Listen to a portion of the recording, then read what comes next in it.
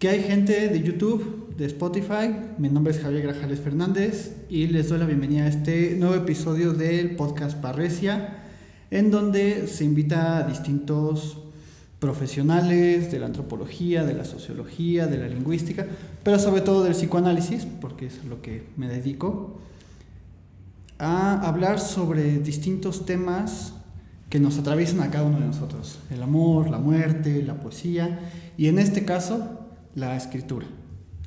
Me acompaña Débora Adaza, es licenciada en música, tiene escritora por pura angustia. Sí. Esa frase me llamó mucho la atención, ¿no? Escritora por pura angustia. Sí. No por gusto. Por mucho goce, tal vez. Sí, definitivamente hay mucho gusto en hacerlo. En el momento en que escribí eso de escritora por mucha angustia es porque, no sé, en mucho tiempo dejé de componer. De hecho, mi licenciatura es en composición. Uh-huh. Y también en mucho tiempo dejé de escribir, pero había ya demasiada angustia que era necesario volver a las letras. Y no es que al escribir se sacie la angustia, sino que al contrario es como rascarle a la herida y da más deseos de escribir y más necesidad de escribir, ¿no? No una necesidad en el sentido como alguien decía, escribir es como comer, ¿no? Es escribir como tener hambre todo el tiempo, o tener sed todo el tiempo, tener preguntas todo el tiempo. En ese sentido es la angustia. Me gustó mucho cuando leí eso, o sea, dije, qué curioso, porque siempre estamos acostumbrados a decir, me dedico a esto por gusto, ¿no? Uh-huh. Sobre todo con el psicoanálisis también pasa, ¿no? Sí. Y yo también me dedico al psicoanálisis, a veces no por gusto, ¿no? Sino por angustia también, ¿no? Sí. O sea, como que no siempre es el gusto o el placer lo que te mueve, ¿no? Sino otra cosa. Me llamó mucho la atención esa parte. Y bueno, sé que ahorita estás estudiando el programa para devenir psicoanalista, ¿no? Entonces, sí, pues vamos como bajo la misma dirección, ¿no? Así es. Y como les comentábamos, pues, ¿quién mejor para hablar de escritura, ¿no? Aquí tenemos 2 libros tuyos. Sí. No sé si nos quieras hablar de eso y ya como para ir introduciendo un poco el tema de la escritura. Bueno, este libro, si se dan cuenta, es una portada cartonera. Se llama Histerias de la Memoria y este es un libro de cuentos. Reviso, siempre se me olvida el número de cuentos. Creo que tiene 13 cuentos, ahorita te digo. Sí, son 1, 2, 3, 4, 5, 6, 7, 8, 9, 10, 11, 12, 13, 14 cuentos. Son 14 cuentos y justamente se llama Histerias de la Memoria porque me di cuenta, ahora sí que los escribí y después me caí en cuenta que eran solamente historias narradas por mujeres o como protagonistas mujeres, y pensando como en un común denominador y qué nombre ponerle al niño, me encontré con el diccionario de Rudinesco de psicoanálisis, uh-huh, justamente de la palabra histeria, y este asunto que está relacionado pues con el útero, ¿no? Es como uh-huh, que la enfermedad de la mujer prácticamente. Entonces fue como interesante. Estas son unas verdaderas histéricas en el sentido de que pues su cuerpo, sus acciones hablan de su síntoma, de su dolor, de su vida, de su historia, ¿no? Entonces este juego, de hecho, hubiera querido que fuera un grafo distinto entre histeria e historia. Uh-huh. Y bueno, pues aquí está Histerias de la Memoria, que están estos cuentos, y aquí está este nuevo, está Bebecito. Se presentó por primera vez creo que en agosto, y lo presentamos en Zoom con Marcela Martinelli y Alejandro Carrillo el 31 de octubre. Sí, fue apenas, ¿no? Sí, apenas. Y este es de poemas. Yo soy voz y trucos para no enloquecer es como que una primera parte de varios poemas. Uh-huh. De hecho, el Yo soy voz, de mi primer seminario que tuve sobre psicoanálisis y filosofía, alguien se aventó hablando sobre el texto de Foucault y Deleuze, el que hizo Deleuze y Foucault. Uh-huh. Y de ahí salieron 2 textos que tenían que ver justamente con el yo soy voz, con esta idea de identificarse a uno mismo con la voz, una voz que tiene... Hay uno de ellos, de hecho, que habla de que en algún momento la voz tenía un poder mágico, ¿no? Como en lugar de solamente o las palabras en sí, un tipo de bendición, sino la pura voz ayudaba a la mujer a parir, a protegerla, al neonato, a hacer que las cosechas fueran fructíferas, el puro canto, la pura voz, el puro sonido. Entonces esta idea de la potencia de la voz, ya después estudiando me entero que es uno de los objetos A, ¿no? La voz, la mirada, etc. Entre ellas está la voz, pero fue como, después me enteré, como le metí un gol a esto sin saber todavía. Y esa es la primera parte, yo soy voz, y trucos para no enloquecer también es algo que escribí hace mucho tiempo, como diferentes trucos de alguien que está con una tremenda nostalgia, con un duelo después de una pérdida, pero no sabe cómo enfrentarlo. Entonces, así como diferentes trucos de, pues duerme mucho, habla sin parar, pregunta, cosas así. En esta idea como, más que para que no enloquezcan, como para regodearse en un poco la locura de la pérdida, ¿no? Okay. Entonces, más o menos de eso van estos 2 libros. Y no sé qué. Considero yo que imperdibles, ¿no? Yo lo recomiendo mucho porque además, no sé, a mí siempre me llamó la atención las portadas, ¿no? La forma en la que están hechos. Y bueno, también tienes otras publicaciones, ¿no? Publicas en distintas revistas. Y yo he visto también publicaciones tuyas en un libro que sacó el colectivo Ananke. Sí. Ahí está. No venía preparada. Qué bueno que lo trajiste porque yo lo iba a traer. Y se te fue. Y pues no lo traje. Pero de hecho está interesante porque acá vienen textos tuyos y bueno, un texto tuyo y un texto mío, ¿no? Sí. Está interesante y bueno, leí acá tu texto de historia y memoria. Entre la historia y la memoria. Entre la historia y la memoria, perdón. Y que hablas de esta cuestión de la escritura. Escribir es a la ausencia, ¿no? Y me llama mucho la atención porque me hiciste recordar a Foucault cuando dice, bueno, uno escribe para perder el nombre, pero en tu caso escribes a la ausencia y escribes además por pura angustia, ¿no? Sí. También una de las razones justamente por las que se me hizo muy llamativo el psicoanálisis es por pues este sabor que lo encuentra Lacan a la escritura, justamente, ¿no? A la letra, al litoral entre lo simbólico y lo real, todo este asunto. Y ya pensando como que en retrospectiva, yo me di cuenta en un momento que al escribir, pues ¿a quién rayos le estás escribiendo? No, porque alguien decía, no, pues es que cuando escribes te escribes a ti mismo. Sí, pero no, se me haría como muy onanista y muy autocomplaciente nada más, ¿no? Pero no, o sea, realmente sí estás teniendo en mente a un otro que no sabes quién es ese otro. Y es un otro que está ausente, porque si estuviera presente no le escribirías, ¿no? Le hablarías tal vez, o solo lo mirarías, no sé, es alguien que no está. Es alguien que está ausente, incluso, no sé si te pasó en algún momento hacerle carta a una novia, están mal las cosas, pero mejor en lugar de decírselo, mejor se lo escribo, porque de alguna forma está ausente a lo que tú estás sintiendo, a lo que tú estás pensando. Y esta forma es una botella al océano a ver si llega, ¿no? Entonces, por esto esta cuestión de escribo en la ausencia, pues sí, estoy escribiendo a la ausencia y en la ausencia. Voy a mandarle una carta a alguien que no sé si va a leer, no sé cómo la va a recibir. Que me recordaste mucho a la analogía que hace Lacan, ¿no? Con la carta robada.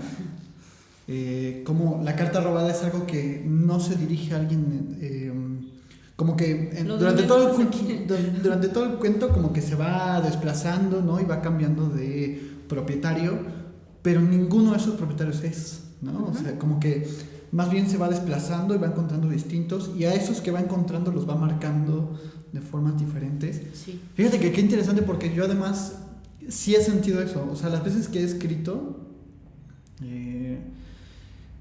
como que siempre yo tenía como una colección ahí de cartas que yo escribía y que siempre ponía cartas al olvido, o cartas a nadie, o cartas a la nada, o sea, como que... Y en un primer momento pensé que yo estaba escribiendo como para mí mismo, ¿no? Como de esta forma narcisista y como yo, todo gira como... Todo para mí. Todo para mí, ¿no? Y después te vas dando cuenta que no, que cuando vas escribiendo también como que algo se va quebrando, ¿no? Como que vas abriendo un espacio para escribirle a la ausencia, precisamente. Y es que justamente, o sea, si te quedas con esta idea de que me escribo para mí, pues es que eso no puede ser cierto en primera instancia porque yo es el otro, ¿no? Dentro de mí hay está mi padre, está mi madre, está lo que han puesto en mí, las ideas que ellos han tenido sobre mí, las personas que me han amueblado la existencia al estilo Juan Ruidobro, ¿no? Me han amueblado el mundo con sus ojos, me han amueblado la vida también. Entonces, yo no soy yo, ¿no? Yo quién soy yo. Entonces, pues sí le escribimos siempre la ausencia. Hay una figura que se usa en la Biblia hablando de Juan el Bautista que dice que es una voz gritando en el desierto.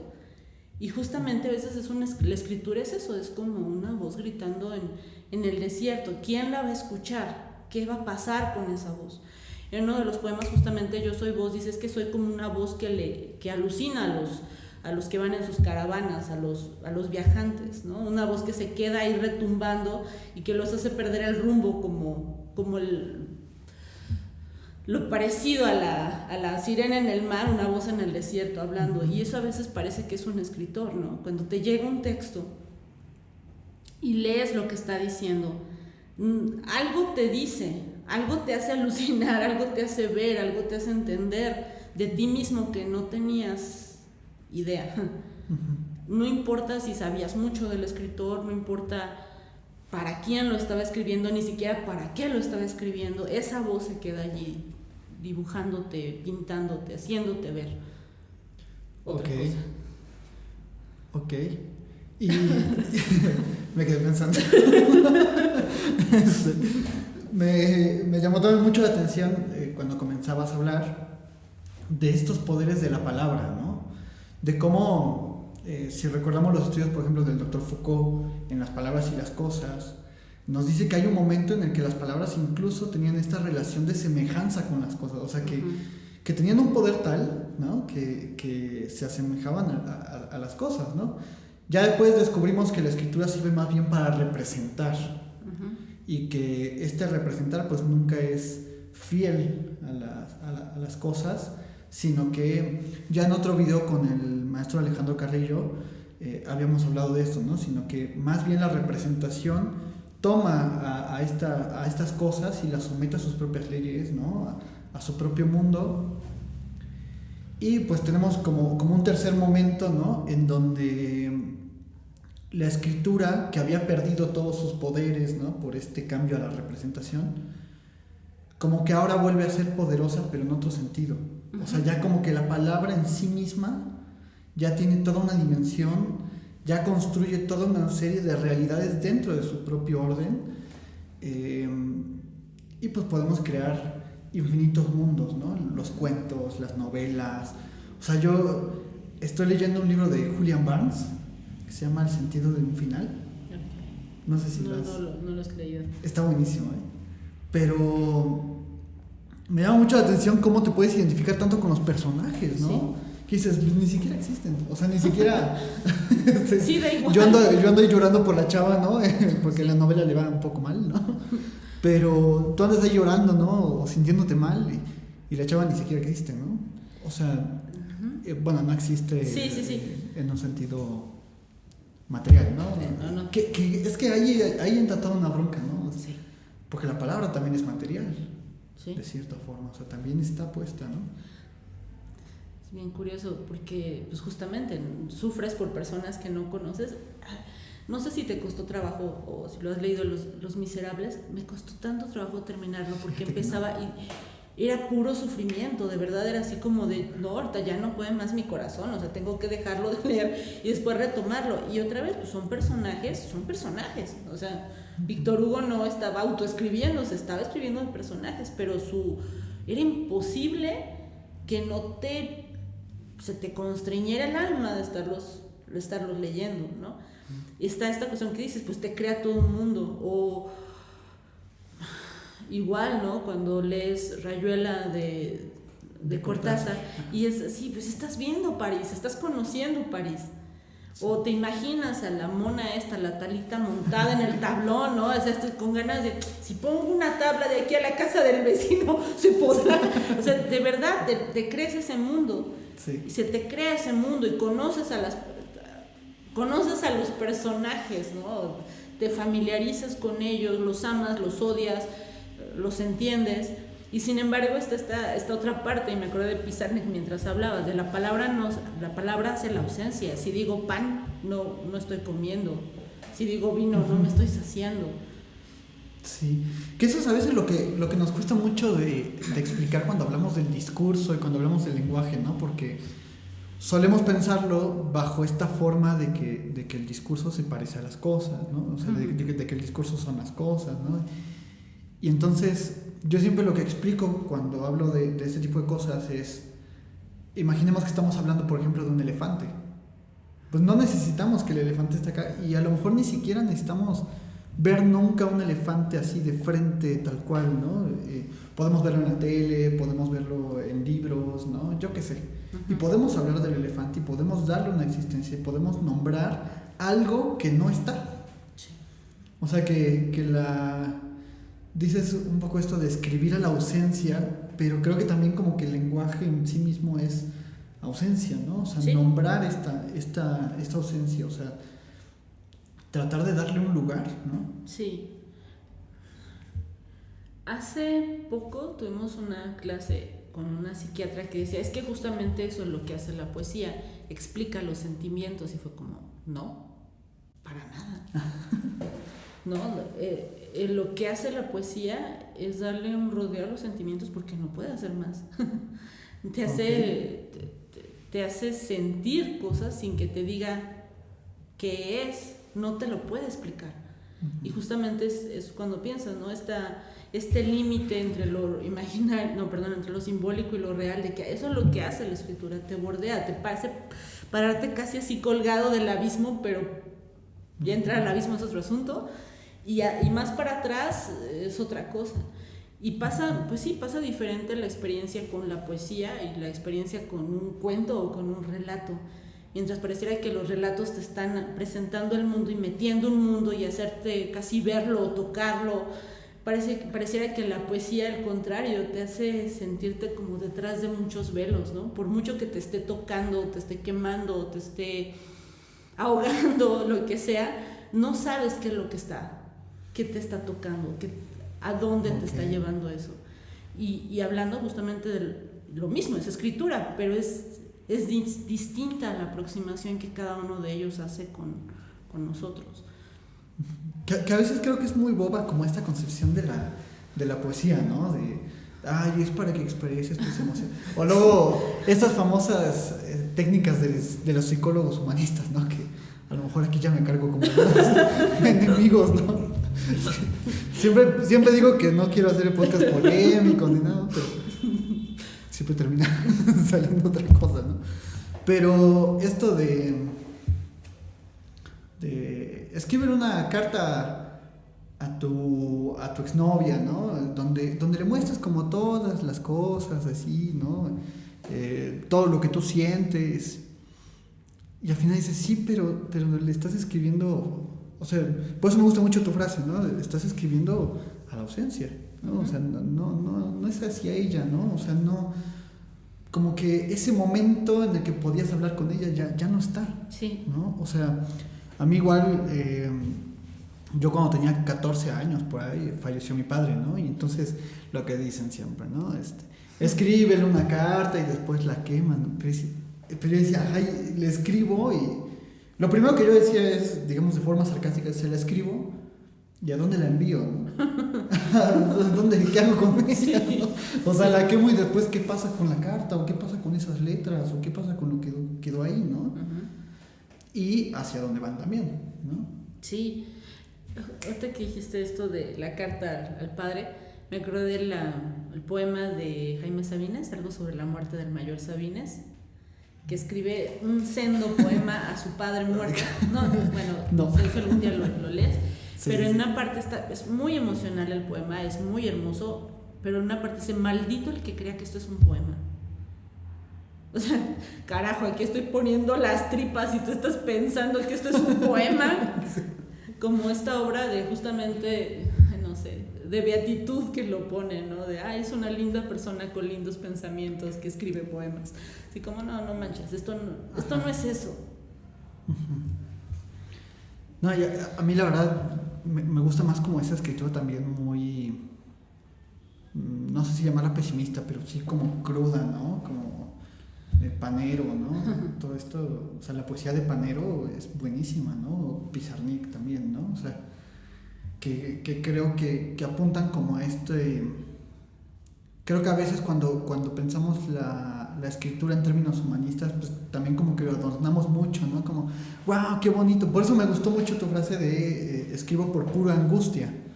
O sea, no es por gusto, ni es porque sea placentero, ni bonito, sino que es para hacerle también un lugar a la angustia, ¿no? Sí. Que claro que hay algo de bonito y placentero también en escribir, pero es otra cosa, ¿no? Sí, es justamente, otra vez, no es un acto de regodeo, es un...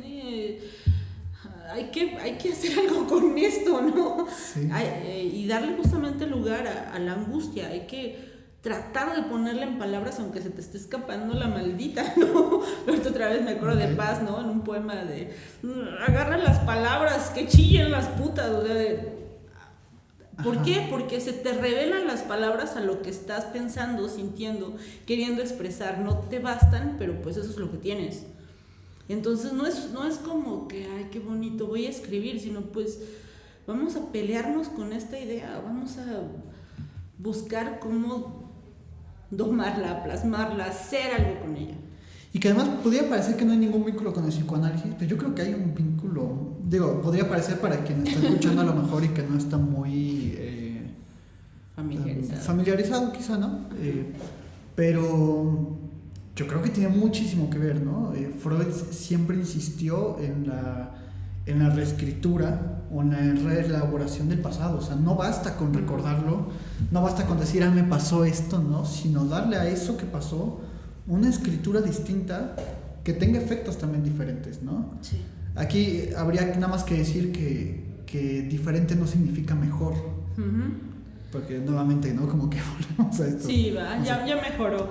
Ajá. Hay una escritora que me gusta mucho, se llama Lucía Berlín. Tampoco. Te va a encantar. Tiene, publicados en español 2 libros y creo que ya salió un tercero. El primero se llama Manual para Mujeres de la Limpieza. El segundo, Una Vuelta al Paraíso, creo. Y el tercero es Bienvenida a Casa. Pero me gusta mucho porque yo me encantó el primer libro, Manual para Mujeres de la Limpieza. Me encantó el primer libro y lo leí no sé cuántas veces y me di cuenta que pareciera como si te estuviera contando su vida de diferente forma. Y luego leo el segundo libro y es como desmentidas tú, o sea, otro cuento distinto que te narra algo muy parecido, pero ahora a la protagonista le pasa algo diferente a lo que le había pasado otra vez. Y así sucesivamente, pero obviamente pues como me gustó la escritora, empecé a investigar sobre su vida y sí, o sea, mucho de lo que narra en sus cuentos tiene que ver con cosas que le pasaron a ella. Y fue como, ¿qué es lo que está haciendo? Pues la mujer se está reescribiendo. Y se está reescribiendo cada vez desde diferente ángulo, ¿no? Porque a veces es la niña quien le está pasando, a veces es la mamá de la niña quien la está maltratando, a veces es el padre ausente. Me explico, es como tomar tu vida y ponerte en diferentes posiciones y escribirla desde las distintas posiciones. Y se me hace tan valioso el tener el coraje de hacer así que los ovarios de hacer algo así, porque lo que cuenta no es nada idílico, ni bonito, ni qué linda mi infancia, son cosas muy duras. De hecho es el trato con una madre alcohólica y después cuando ella es grande, ella de alcohólica. De hecho tiene un cuento tremendo, se llama La hora más oscura del alma, todas las licorerías están cerradas. Ese seguramente me va a gustar. Es estupendo porque está en, ¿cómo se llama esto cuando en abstinencia? Tomó horrible y ya no hay nada de alcohol en su casa y está sintiendo pues todos los síntomas de escalofrío, de fiebre, y en la torre no falta tanto para que amanezca, no tengo dinero, tengo que robarle a mi hijo para ir, y luego se levanta con cuidado porque se siente mareada. Es buenísimo, de verdad es buenísimo. Y la forma en que revisita su historia sin perdonarse, sin ocultar que les robaba dinero a sus hijos, ¿no? Que es tanta su necesidad de alcohol que se levanta en la madrugada cuando todo está oscuro y que camina cuadras y cuadras para comprar un alcoholito, el más barato. Es tremendo. Imagínate el enfrentarte a eso, ¿no? Después de años de sobria, al escribirlo y ¡ay! Esa fui yo y me estoy escribiendo ahora. Me hiciste recordar dos cosas. Primero, los sueños también se nos manejan así, ¿no? O sea, yo siempre me he preguntado, ¿cuándo soñamos? O sea, cuando estamos dormidos y se produce X cosa, ¿no? O cuando nos despertamos y narramos el sueño. O sea, cuando lo estamos diciendo, es ahí cuando se produce, o se produjo en la noche, o cuando se produjo. Más allá de todas estas cuestiones biológicas, ¿no? Y que si las ondas beta y todas estas cosas, ¿no? Y además como que cuando cuentas el sueño, a mí me ha pasado que lo cuentas una vez y después dices, lo voy a volver a contar, ¿no? Y ya no es el mismo sueño. O sea, y dices, ¿qué pasó ahí? O sea, yo a mis alumnos siempre les hago eso, ¿no? Como, escriban un sueño y ya cuando lo escriban, lo vuelven a escribir, pero sin ver otra vez eso, ¿no? Y sí, ¿no? Te das cuenta de que se reescribió ya otra cosa totalmente distinta, ¿no? Y la segunda cosa que me hiciste recordar fue una novela de Mario Benedetti, ¿no? Donde también, es que ¿cómo se llamaba? Es una historia como de amor de 3 personas, ¿no? ¿No la tregua? Ahí lo tengo, pero ni me acuerdo. Pero sí que narra como una historia de amor. Primero un personaje empieza a narrar como su parte, luego otro personaje narra su parte y la otra persona narra su parte y ninguna coincide. Claro. O sea, como que son totalmente distintas, ¿no? Sí, ¿no te ha pasado recordar con alguien algo? Sí. ¿Te acuerdas? Y, no, pero es que tú dijiste esto. No, hombre, yo no dije eso. De hecho, yo llegué después a eso, ¿no? Esta cuestión de que no arman. Entonces, ¿quién me dijo lo que se supone que me dijo? Y esta cuestión de los sueños que estabas diciendo, justamente para el cártel del cuatrimestre pasado, con otro compañero trabajamos los sueños. O sea, cada quien hicimos un taller medio pacheco porque no, sin sustancia de por medio. Es que como dijiste cártel y pacheco. Hice una mala combinación. Sí, ¿no? Cártel, bueno, para que no entiendan, ¿no? Cártel no nos referimos a otra cosa, sino... No al del Golfo. Sí, no. O a cualquier otro, ¿no? No, cártel en psicoanálisis más bien es como un grupo, ¿no? Donde se hacen distintas actividades de psicoanálisis, ¿no? O sea... Sí. Entonces, para que la gente coge... No, pues, sí. Bueno, y estamos totalmente sobrios. Nada más como para contextualizar un poco a la gente, ¿no? Sí, entonces estábamos justamente hablando de los sueños y era esta cuestión de que yo los había transcrito, yo bien ñoña los transcribí, pero al contárselos para hacer este trabajo de interpretación de sueños muy silvestre, igual empezaban a surgir, a cambiarle cosas, a nuevos recuerdos. No, pero es que esto se relacionaba con esto. Y esta cuestión es súper interesante de cómo se te va transformando el sueño y cómo le vas dando sentido a la hora que lo estás contando, ¿no? Le estás dando un nuevo sentido y si se lo cuentas a otra persona va a tener otro sentido. Es muy, muy interesante.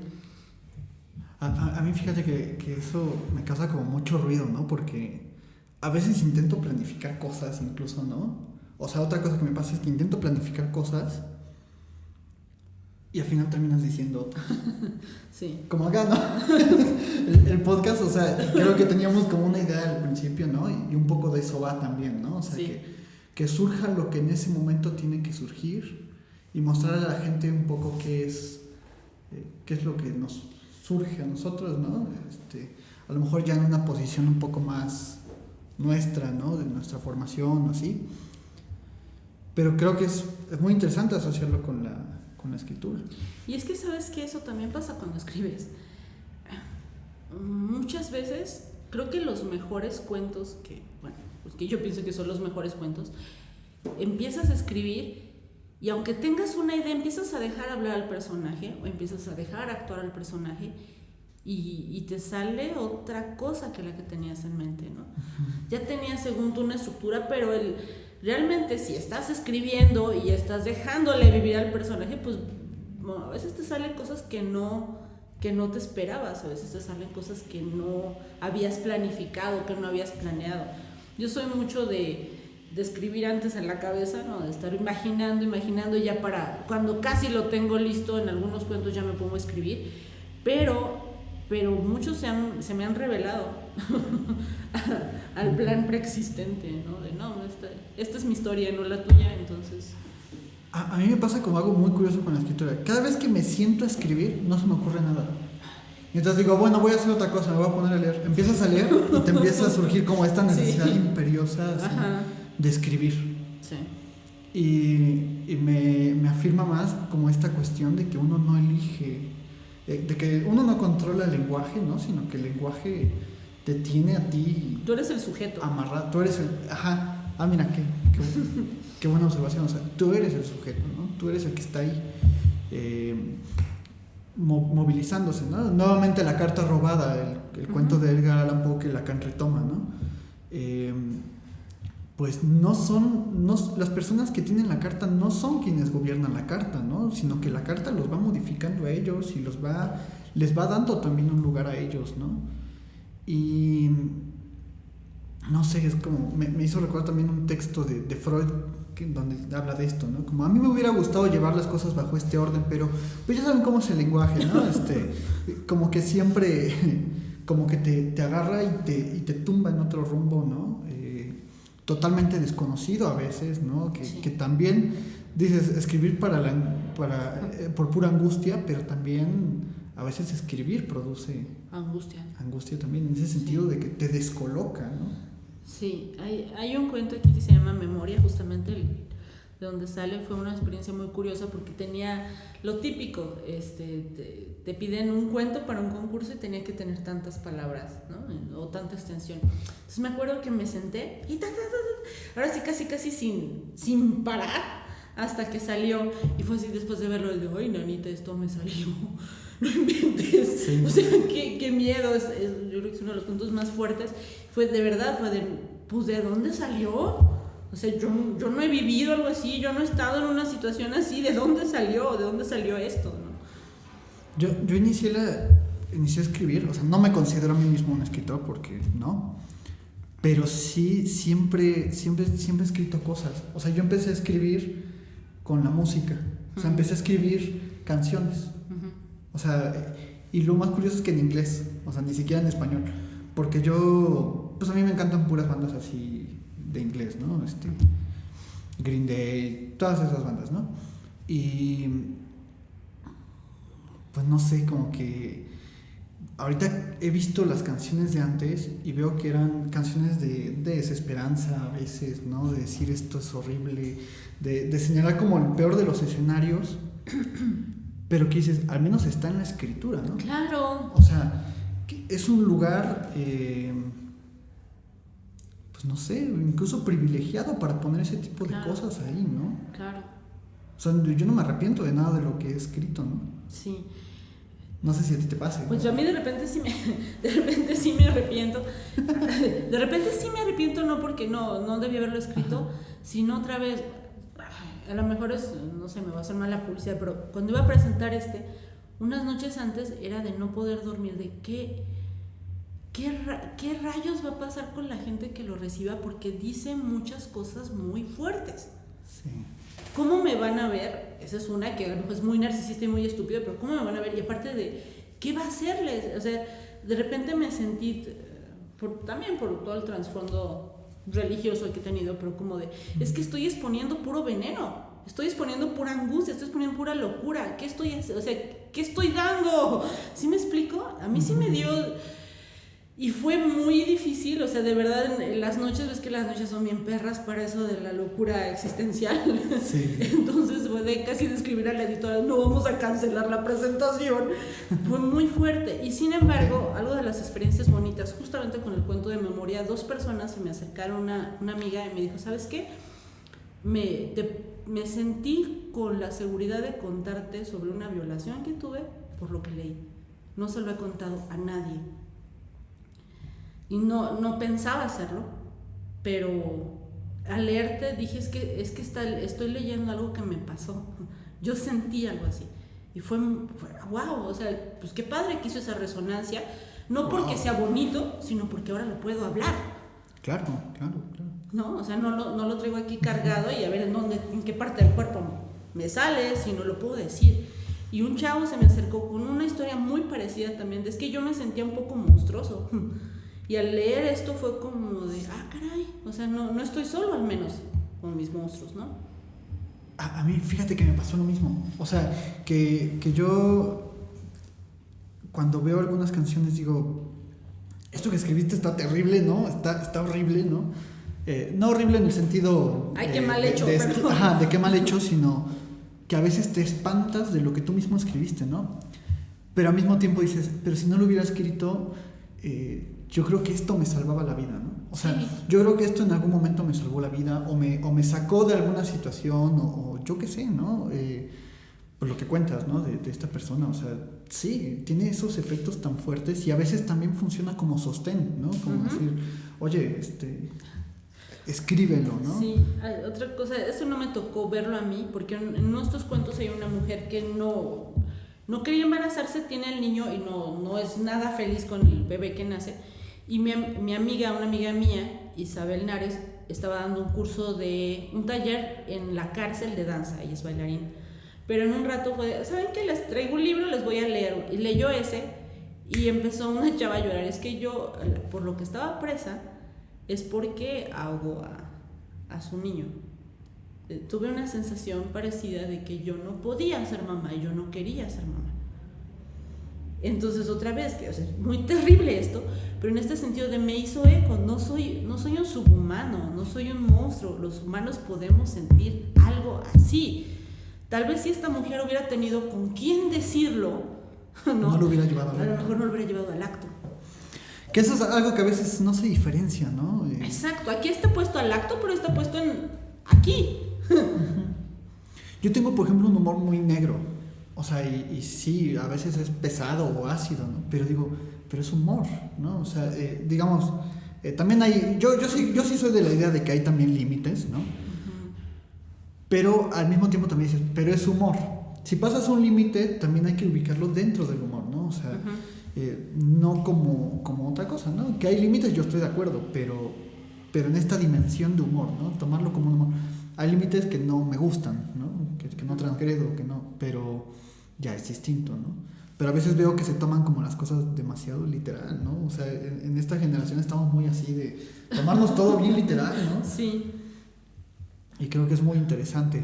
Y pues, no sé si te gustaría como ir cerrando un poco. Sí, ya se nos pasó el tiempo barbarísimo. Ajá, y no sé cómo cerrar. A ver, ¿cómo cerramos? Pues, no sé, estaba pensando en lo que estabas diciendo de que el lenguaje va más allá. Y se me ocurrió justamente esta historia de cuando Miguel de Cervantes escribió El Quijote, ¿no? Y que él, pues, quería burlarse de los caballeros. Uh-huh. Su idea no era crear un caballero que todo el mundo amara, sino burlarse de él. Y el lenguaje se lo comió. Uno ama a Don Quijote y no te parece burlable, sino al contrario, es el Quijote, ¿no? Mira, esa no sabía que la había escrito con esa Sí, es una burla a las novelas de caballería que abundaban en ese tiempo y la exaltación. Entonces pues voy a tomar un caballero que está loco, ¿no? Me voy a burlar de todos estos valores, de toda esta... Mira. Sí, esa era su idea. Y pues... Yo sí he visto que hace mucha referencia en los libros, ¿no? Sí, y cuando sí. quema la biblioteca, no la quema, sino que accede como a la biblioteca y después lo sacan, quieren quemar los libros, ¿no? Pero no, nunca sabía. Sí, o sea, el lenguaje le dio la vuelta, ¿no? Ok. Perfecto, pues bueno, a mí me gustaría cerrar antes que nada comentándole a lo mejor a la gente que nos escriba, ¿no? Pues acerca de su relación con la escritura. Ahora sí que nos escriba, ¿no? Sobre su relación con la escritura, o sea, cómo llevan ustedes la escritura, ¿no? Y de qué embrollos los ha sacado, o si no los ha sacado, o si, ¿no? Lo que sea que quieran comentar, ¿no? Cualquier duda, cualquier comentario, cualquier observación, pues totalmente bienvenida, siempre desde el respeto, obviamente, ¿no? Y pues a ti te agradezco muchísimo que aceptaras este espacio. La verdad, a mí me tenía muy emocionado porque, como te comenté antes de grabar, ¿no? Nosotros dos en realidad no nos conocemos mucho, ¿no? O sea, estábamos rememorando como que nos conocimos 2-3 veces, ¿no? Y pues para mí es un gusto inmenso tenerte acá, o sea, como tener a alguien pues que conocer, ¿no? O sea, que no conozco y que pues viene aquí a compartir este trabajo y sé que también para ti es como algo, no sé, bueno, quiero imaginar que para ti es como algo interesante también el poder compartir algo en esto que es desconocido, ¿no? Sí, pues sí, de cómo va a estar el asunto, cómo se va a dar, pero pues es muy agradable. Muchas gracias por la invitación y sí, no, ha sido un placer. Al contrario. Pues les agradezco también a ustedes que hayan visto este episodio. Denle like si les gustó, suscríbanse, denle a la campanita. Hay otros episodios en el podcast, ¿no? Y pues nos vemos.